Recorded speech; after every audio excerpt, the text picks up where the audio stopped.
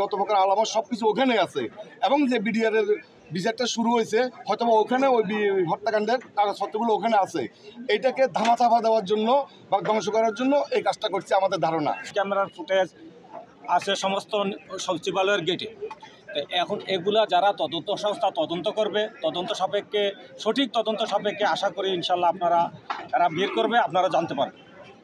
আমি ধারণা করছি যে এখানে অবশ্যই ফ্যাসিস্ট সরকারের কোনো দোসররা, যেহেতু তারা বলছে যে আওয়ামী লীগের শিকড় খুব গভীর, এই দেশ থেকে উৎখাত করা তাদের সম্ভব না, তারা ক্ষমতার আগের দিনও বলছে।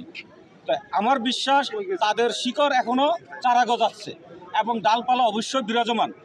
এই বিরাজমান শক্তি দেশকে অস্থিতিশীল করার জন্য বিভিন্ন জায়গায় বিভিন্ন অপ্রীতিকর ঘটনা ঘটাচ্ছে, এবং এই সরকার যখন মেগা প্রজেক্টের দুর্নীতি তদন্তের সাপেক্ষে বেরিয়ে আসতেছে, দুদকের বিভিন্ন মামলা হচ্ছে,